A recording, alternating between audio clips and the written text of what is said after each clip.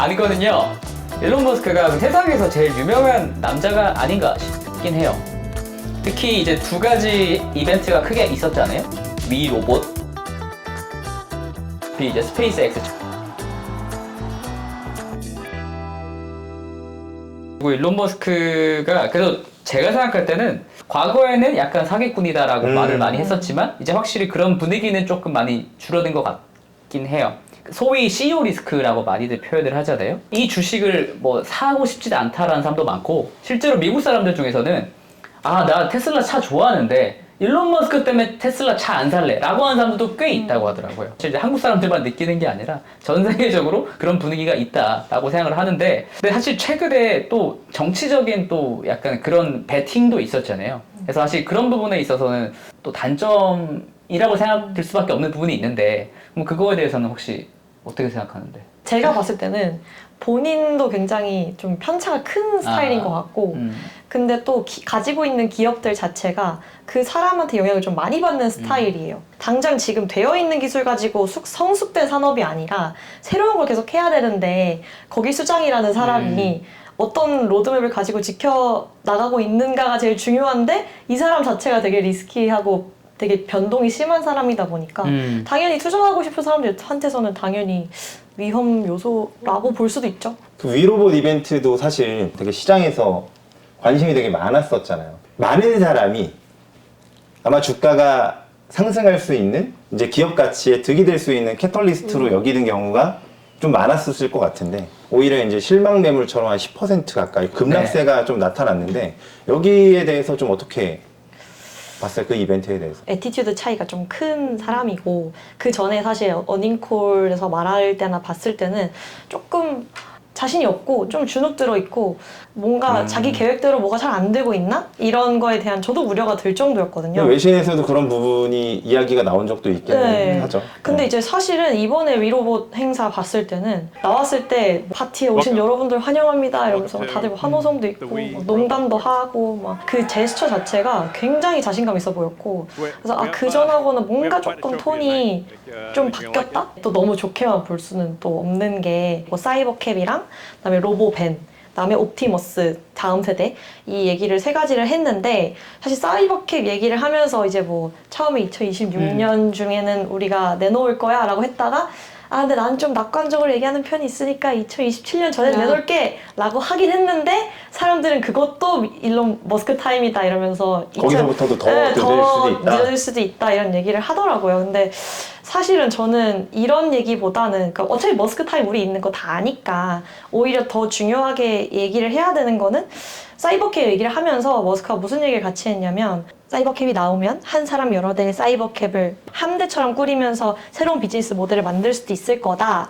근데 사이버캡으로만 할 수 있는 건 아니고 기존의 모델 3나 모델 Y를 가지고 있는 사람들도 FSD 업데이트를 하고 나면 그걸 마치 사이버캡처럼 사용할 수 있게 될 거다. 근데 이 얘기가 나오고 나면 사실은 기존에 FSD를 구독하지 않았던 사람들도 새롭게 구독을 할 수 있게 되는 어떤 유인이 되는 거잖아요.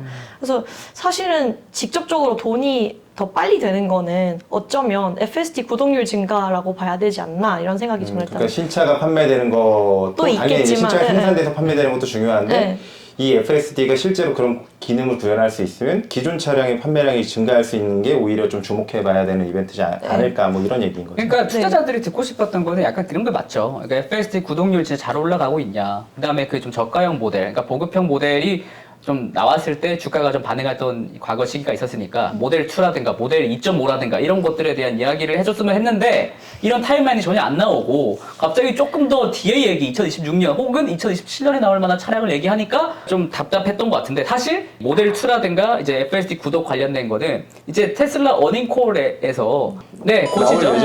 그 24일인가요? 24일 날에 이제 새벽 6시 반에 되거든요.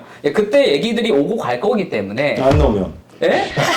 왜냐면은 어닝콜 Q&A 내용을 투표를 받거든요. 이런 질문들에 대해서 답변을 해줬으면 좋겠다라고 해서 투표를 받아요. 그 가장 많은 투표를 받은 이제 뭐 탑 1, 2, 3가 거의 다 AI 관련된 내용이더라고요. 그래서 그런 답변을 할 수밖에 없을 것 같기 때문에.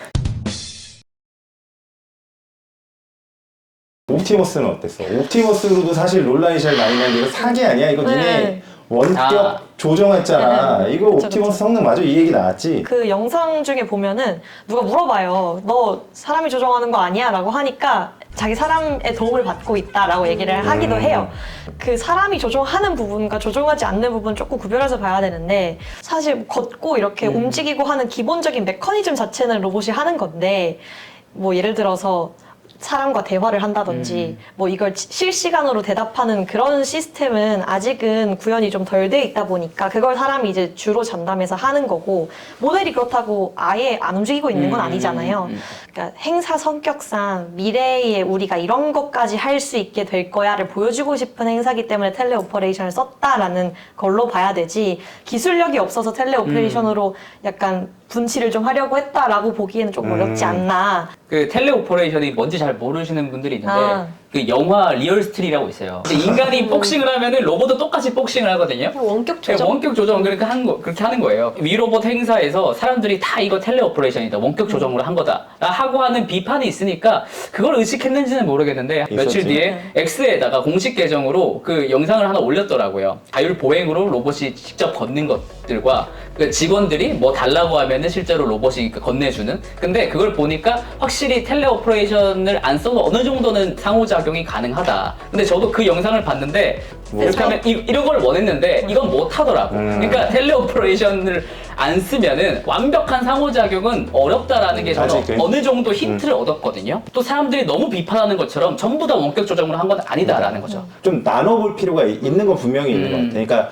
기술적 완성도에 칭찬해야 될 부분이 분명히 존재함에도 불구하고 또 이걸 과도하게 너무 깎아내린다든지 혹은 맞아요. 과도하게 너무 기대치가 높다든지 하는 부분이 있거든요. 근데 두 가지가 다 맞긴 맞아. 그리고 이게 약간 미국과 중국의 약간 기술 경쟁이라고 봤을 때 사실 중국 휴머노이드 너무 잘하잖아요. 진짜 너무 잘하는 업체들이 많은데 미국 업체들 중에서 이만큼의 메카닉스를 보여주고 있는 휴머노이드 업체가 있나? 라고 거의 생각했을 거의 때는 없다고 봐야지 저는 않을까. 그 측면에서도 테슬라가 분명히 가치를 갖고 있다고 생각하거든요. 테슬라의 그 휴머노이드가 중국 로보틱스 산업의 되게 하나의 아. 지표예요. 아, 지표? 지표이자 하나의 약간 방향이라고 해야 되나? 그래서 이제 새로운 기술이 발표가 되면 이 옵티머스를 네. 개발하는 데 드는 비용 계산이 쫙쫙 나오고 리버스 엔지니어링을 쫙 하는 그쵸, 거죠. 그런 예. 게 나오고 그리고 우리가 현재 하고 있는 모델들의 수준은 지금 어디까지 따라와 있는가에 대해서 지금 관련된 기업이 어떤 게 있고 어디까지 발전이 됐고 얼마나 경량화가 됐고 되게 분석이 잘 돼서 바로 나오는 편이거든요. 북극성이네, 북극성. 맞아요. 근데 그런 식으로 지금 그 휴머노이드뿐만 아니라 중국에서는 그 일론 머스크가 하려고 하는 다양한 네. 미래 산업들이 네. 미국에서는 되게 의심의 눈빛이 맞아, 많긴 맞아. 하지만 굉장히 중국의 정부가 키우려고 하는 육성 산업과 방향이 완전히 일치한다. 그러니까 이게 너무 아이러니한 것 같아요. 그래서 아마 맞아.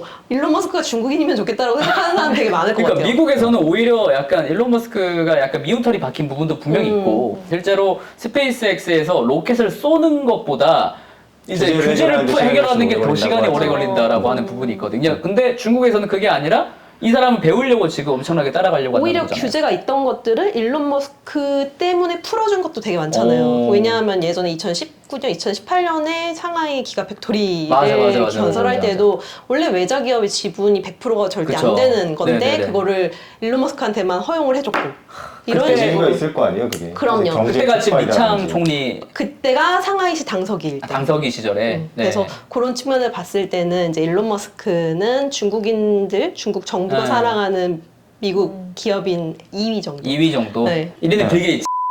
그래도 엄청나게 이슈가 많이 되고 그의 행보를 따라가려고 하는 중국 기업들이나 정부의 되게 호의적인 제스처들이 굉장히 많다라는 것. 우리 스페이스X 얘기도 좀 해봐야 될 것 같긴 한데 밤에 자기 전에 영상이 나온 걸 보다가 그 소닉붐 빵 하면서 밑으로 엄청 고속으로 떨어지는 저 여기 보기에는 되게 작아 보이지만 저게 70m의 높이를 가진 완전 쇠 기둥 같은 거라고 보면 맞아요. 되는데 처음에 이제 그 부스터를 키기 전에 엔진을 키기 전에 거의 땅에 처박힐 것 같은 엄청난 속도로 떨어지거든요. 부스터로 엔진이 점화가 되고 컨트롤에서 여기 딱 잡히는 모습을 봤는데 개인적으로는 진짜 그거 보는데 소름이 확 돋더라고요. 사기꾼 얘기 잠깐 했잖아. 그 얘기가 없어질 만하다. 그리고 사실 지구의 중력이 조금만 더 컸어도 아예 시도조차 못했대요. 이론으로도 불가능했대요. 사실 저희 일반인들보다 로켓 공학자들이 엄청나게 감동을 받아 하더라고요. 그러니까 사실 저는 여기서 이제 일론에 대해서 어떻게 보면 좀 긍정론이 더해지는 부분이 하나는 있어요. 이 사람이 매번 자주 나와서 했던 이야기가 있거든요. 이게 First Principle Thinking이라는 생각법을 자기는 가지고 있다. 그리고 그렇게 행동을 하려고 한다. 일반적으로 저는 유추에 의해서 추론하기보다는 어떤 문제들을 근본적인 진실로 압축시킨 다음에 거기서부터 판단을 하는 것입니다 라는 이야기를 했거든요. 유추에 의한 추론이 뭐냐라고 하면 그냥 기존 사람들이 가지고 있는 지식과 신념, 관행들을 바탕으로 문제를 해결하는 겁니다.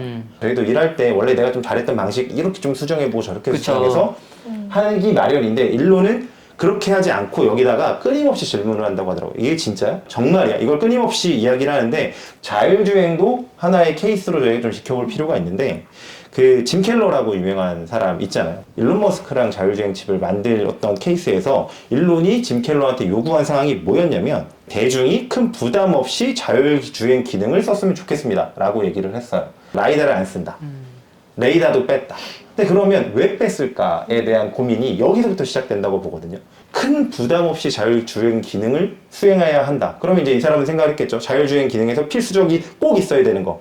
비용 때문에 고민을 해야 되는 거. 그런 요소들을 다 이제 가장 이제 베이스까지 줄인 다음에 거기서부터 생각을 한다는 거죠. 그 비즈니스를 하는 데 있어서 이거를 되게 중요시 여기는 부분이 맞아요. 분명히 있는 것 같아요. 그 인사 관리에서도 그런 면이 네. 드러날 수밖에 없고요. 그게 트위터 인수했을 과정에 있어서 제가 알고 있기로는 90%를 해고를 한 걸로 알고 있어요. 테슬라에서도 그 슈퍼차징 팀을 전부 해고했다가 그래서 필요한 사람만 다시 재복귀 시킨 걸로 알고 있어요. 그게 최선의 방법일까? 이런 것들을 계속 질문하고 인사 관리에 있어서도 다 잘라보고 좀 필요한 사람을 다시 고용해보고 이렇게 어떻게 비즈니스를 하지? 약간 이런 식으로 생각할 수가 있는데 이 사람은 로켓을 쏘는 거를 잡아내기도 하고 뉴럴링크 포함해서 모든 부분에 있어서 어쨌든 지금 리딩을 하고 있잖아요. 네.